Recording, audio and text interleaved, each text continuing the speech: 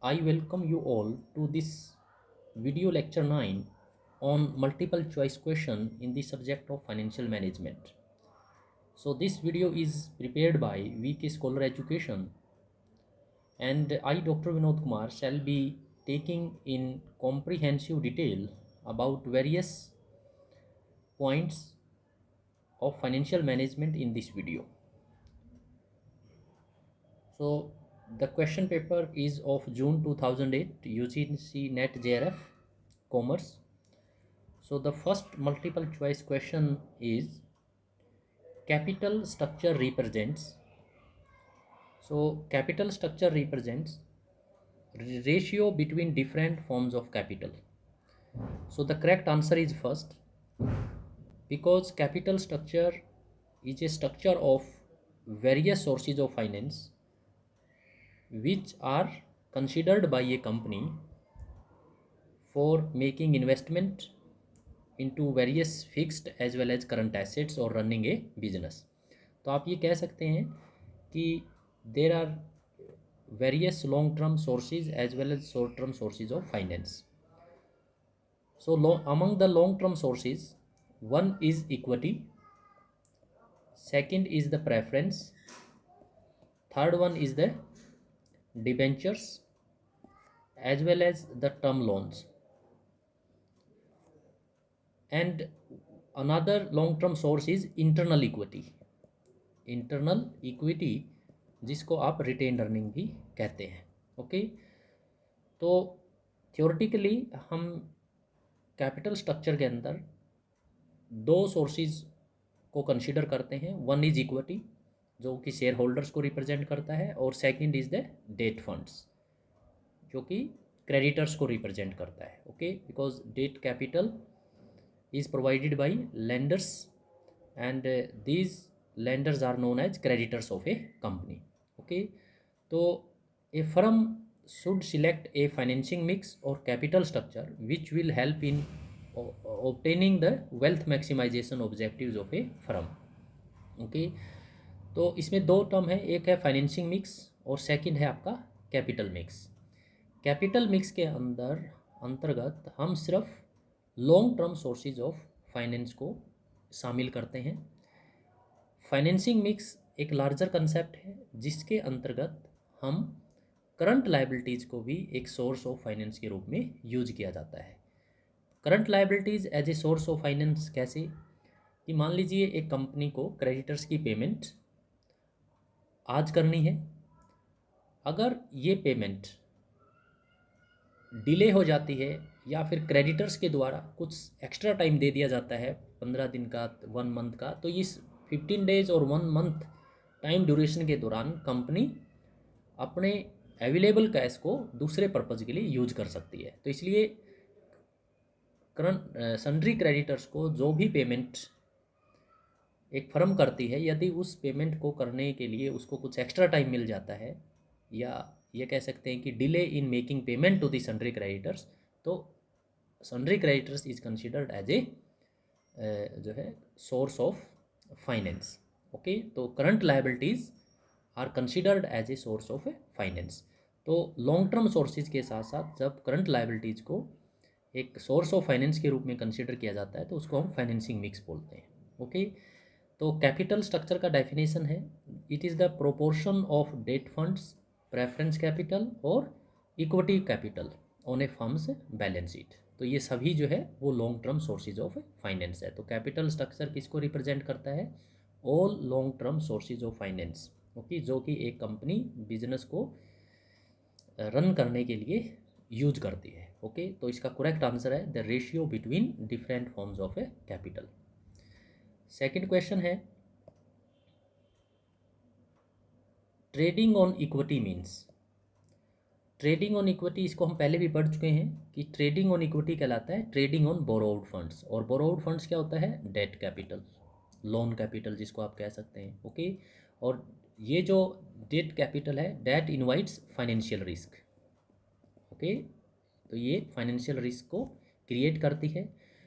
सो जब कंपनी का ROI cost of date से ज़्यादा होता है, तो इसका मतलब कि जो अर्निंग का जो बेनिफिट है या चीपेस्ट सोर्स ऑफ जो कैपिटल है, जिसको हम लोन कैपिटल या डेट कैपिटल या डिबेंचर्स बोलते हैं, तो उसका जो बेनिफिट जो है एक्स्ट्रा इनकम के रूप में शेयर होल्डर्स को मिलता है। ओके, तो इसलिए ट्रेडिंग ऑन इक्विटी को फाइनेंशियल लीवरेज भी कहते हैं। Okay, so the trading on borrowed funds provides increased return on equity investment. Okay, तो जब ROI is greater than cost of debt, तो इसका मतलब ultimately there is a positive impact on EPS of a company.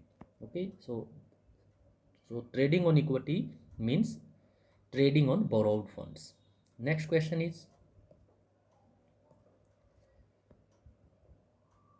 theory in perfect capital market suggests that dividend payment, तो theory का जो preposition है या फ्रैंको मोदिग्लानी एंड मर्टन मिलर की जो थ्योरी है, बेसिकली पहले this theory was introduced in 1958 और इन्होंने 1961 में एक पेपर जो है एम्पिरिकल पेपर में इस डिविडेंड इरेलीवेंस अप्रोच को एक्सप्लेन किया था। और इस Modigliani and Miller dividend irrelevance approach क्या कहती है कि dividend has no impact on the value of the firm. तो डिविडेंड पॉलिसी का फर्म की वैल्यू के साथ कोई कनेक्शन नहीं है। फर्म की वैल्यू इंडिपेंडेंट रहती है किससे, with respect to the dividend decision. Okay, dividend do not count और dividend payment has no impact और no effect on the share price of a company. तो ये किसके ऊपर, किसके फर्म की वैल्यू किस के ऊपर डिपेंड करती है, ये डिपेंड करती है अर्निंग कैपेसिटी या earning power of A firm.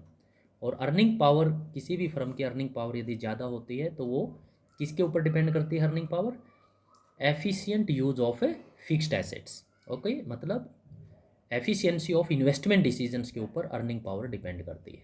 Okay, तो इसलिए approach is considered as irrelevant approach of dividend decision.